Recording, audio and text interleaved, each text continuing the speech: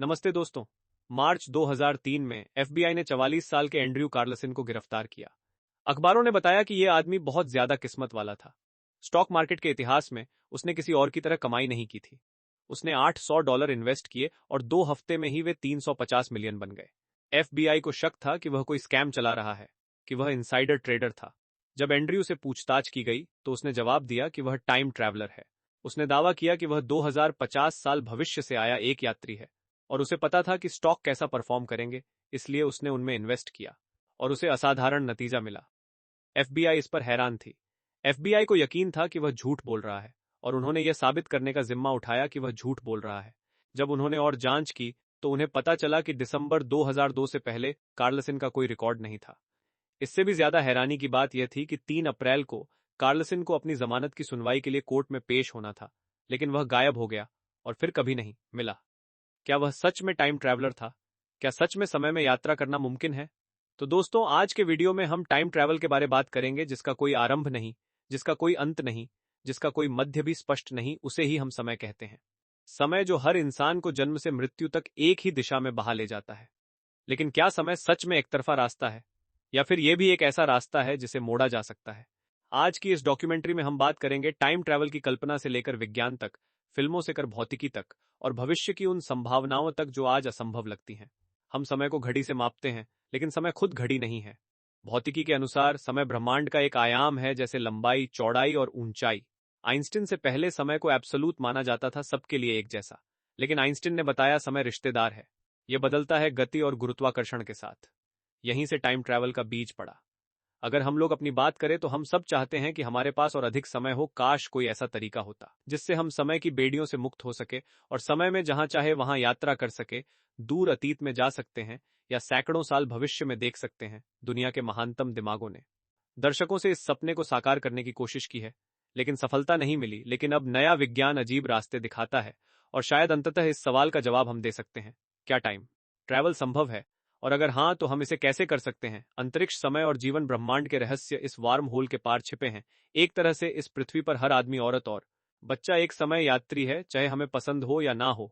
हम सभी आगे बढ़ रहे हैं, जन्म से मृत्यु की यात्रा कर रहे हैं और वापसी का कोई रास्ता नहीं और भविष्य में भी झांकने का कोई तरीका नहीं। या फिर है, सोचो, अगर हम पीछे जा सकते, अतीत की घटनाओं को अपनी आंखों से देख सकते, या फिर दूर भविष्य में जाकर अपनी किस्मत देख सकते। सोचिए, हमें कितना कुछ सीखने मिलता अगर हम इतिहास को अपनी आंखों के सामने घटित होते देख सकते, या फिर हम अपनी खुद की जिंदगी में क्या बदल सकते।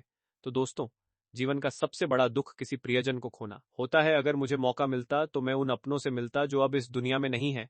ये एक असंभव सपना ही है। क्या विज्ञान वर्तमान और अतीत के बीच एक रास्ता खोज सकता है? क्या टाइम ट्रैवल संभव है? इसका जवाब ढूंढने के लिए हमें सबसे पहले समय की प्रकृति को समझना होगा, और वो जितना लगता है उससे काफी मुश्किल है। तो दोस्तों, टाइम ट्रैवल को साइंस के दोहरा समझते हैं। समय यात्रा, टाइम ट्रैवल एक काल्पनिक अवधारणा है जिसमें कोई व्यक्ति या वस्तु समय के विभिन्न बिंदुओं के बीच यात्रा करती है, ठीक वैसे ही जैसे हम अंतरिक्ष स्पेस में एक स्थान से दूसरे स्थान पर जाते हैं। सरल शब्दों में, समय यात्रा का अर्थ है अतीत पास्ट में वापस जाना या भविष्य फ्यूचर में आगे जाना। तो दोस्तों, टाइम ट्रैवल के द्वारा हम पास्ट में और फ्यूचर में यात्रा कर सकते हैं। तो दोस्तों, अभी हम टाइम ट्रैवल को भविष्य के द्वारा समझते हैं। क्या आप जानते हैं, हम पहले से ही भविष्य में यात्रा कर चुके हैं। इंटरनेशनल स्पेस स्टेशन में रहने वाले अंतरिक्ष यात्री धरती पर रहने वाले इंसानों से कुछ माइक्रो सेकंड आगे हैं। क्यों? क्योंकि जब कोई वस्तु बहुत तेज गति से चलती है तो उसके लिए समय धीमा हो जाता है। इसे कहते हैं टाइम डिलेशन। ये कोई थ्योरी नहीं, जीपीएस सैटेलाइट्स इसी सिद्धांत के आधार पर काम करते हैं। मतलब भविष्य में टाइम ट्रैवल आज भी संभव है। सापेक्षता के सिद्धांत, थ्योरी ऑफ रिलेटिविटी के अनुसार, यदि आप प्रकाश की गति के करीब यात्रा करते हैं तो आपके लिए समय धीमा हो जाएगा। इसका मतलब है कि अंतरिक्ष में कुछ समय बिताकर जब आप पृथ्वी पर लौटेंगे तो यहां कई साल बीत चुके होंगे। टाइम डायलेशन मतलब भविष्य की यात्रा विज्ञान में संभव है। कुछ लोग दावा करते हैं कि वे समय यात्रा कर चुके हैं। फिलाडेल्फिया एक्सपेरिमेंट, टाइम स्लिप्स और रहस्यमय गवाहियां, लेकिन आज तक कोई ठोस सबूत नहीं मिला। विज्ञान कल्पना को खारिज नहीं करता, पर बिना प्रमाण स्वीकार भी नहीं करता। आज हमारी तकनीक इतनी शक्तिशाली नहीं, लेकिन 200 साल पहले इंटरनेट भी असंभव लगता था।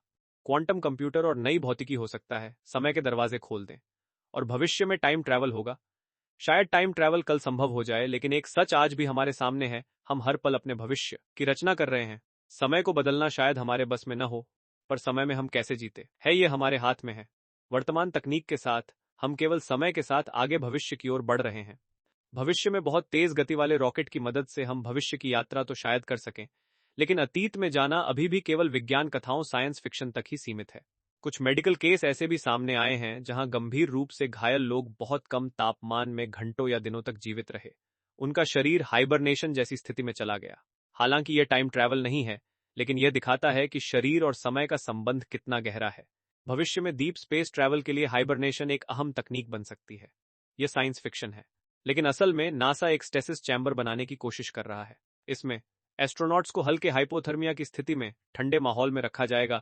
इसमें एस्ट्रोनॉट्स लगातार 2 से 3 हफ्ते तक सो सकेंगे, एक तरह का हाइबरनेशन। इसके पीछे कॉन्सेप्ट यह है कि जब शरीर को ठंडा रखा जाता है तो शरीर में केमिकल रिएक्शन काफी हद तक धीमे हो जाते हैं। इससे शरीर में एनर्जी बचेगी और उम्र बढ़ने की प्रक्रिया धीमी हो जाएगी। जापान में इससे जुड़ा एक मामला सामने आया था। एक घायल आदमी बिना खाने पीने के 24 घंटे तक जिंदा रहा, जब उसका शरीर एक तरह के हाइबरनेशन में चला गया था। उस आदमी के शरीर का तापमान सिर्फ 22 था। आमतौर पर अगर किसी इंसान का शरीर इतने लंबे समय तक इतना ठंडा रहे तो उसकी मौत हो सकती है। लेकिन इत्तेफाक से, मुझे नहीं पता किस चमत्कार से, न सिर्फ वह आदमी जिंदा बचा, बल्कि वह उस हालत से पूरी तरह ठीक भी हो गया जब किसी और ने उसके शरीर को देखा। मेडिकल रिपोर्ट्स में दावा किया गया कि उसके शरीर को कोई स्थायी नुकसान नहीं हुआ था। उसके अंग धीमे हो गए थे और उसका दिमाग भी सुरक्षित था। क्रायोस्लीप एक ऐसी चीज है जिसे भविष्य में नासा, इसरो या किसी दूसरी स्पेस एजेंसी द्वारा विकसित किया जा सकता है। 28 जून 2009 स्टीफन हॉकिंग ने कैम्ब्रिज यूनिवर्सिटी में एक पार्टी रखी। पार्टी में सब कुछ था, लेकिन कोई मेहमान नहीं आया। यह पार्टी भविष्य के टाइम ट्रैवलर्स के लिए थी। हॉकिंग का कहना था, अगर अतीत में आना संभव होता तो हमें अब तक भविष्य के लोग मिल चुके होते। यह प्रयोग आज भी एक बड़ा सवाल छोड़ जाता है। तो दोस्तों, अभी तक हमने टाइम ट्रेवल के द्वारा फ्यूचर की बात की। अब हम बात करते हैं, अगर टाइम ट्रेवल के द्वारा पास्ट में जाए तो क्या होगा। तो दोस्तों, अब हम पास्ट में चलते हैं। अतीत की यात्रा, ट्रैवल टू द पास्ट। अतीत में जाना वैज्ञानिक रूप से बहुत कठिन और विवादास्पद माना जाता है। इसके लिए वर्महोल्स या कॉस्मिक स्ट्रिंग्स जैसी अवधारणाओं का सुझाव दिया गया है, लेकिन अभी तक इसका कोई ठोस प्रमाण नहीं मिला है।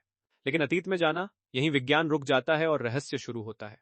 थ्योरीज कहती हैं wormholes close time like curves, cosmic strings, ये सभी गणित में संभव है, लेकिन अभी तकनीक में नहीं। अब सवाल आता है, क्या हम अतीत में जा सकते हैं? फिलहाल नहीं, लेकिन हम अतीत को देख सकते हैं।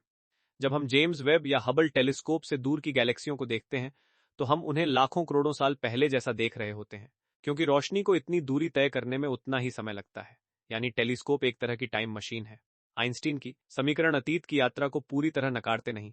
यदि स्पेस टाइम को अत्यधिक गुरुत्वाकर्षण से मोड़ा जाए तो वर्महोल बन सकता है।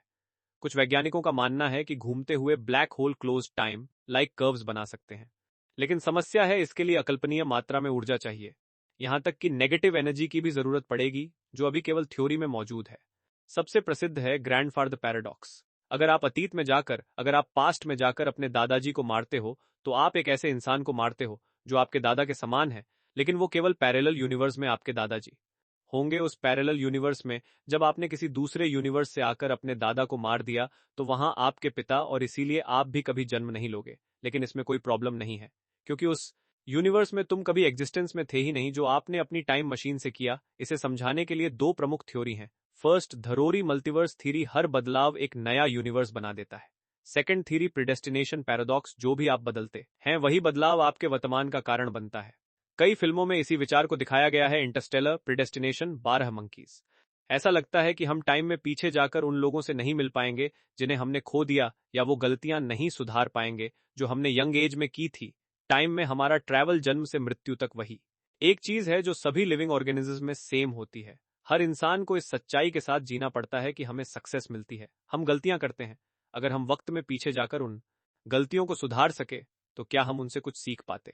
क्या हम आज वही इंसान होते जो हम हैं अभी के लिए? कम से कम हम टाइम की क्लॉक को पीछे नहीं मोड़ सकते, लेकिन हम ट्राई करते रहेंगे। शायद हम कभी अतीत में न जा सके, शायद भविष्य में जाना और आसान हो जाए, लेकिन एक बात तय है, हम समय को पीछे नहीं मोड़ सकते, लेकिन हम आज को बेहतर बना सकते हैं, क्योंकि यही आज कल का इतिहास बनेगा।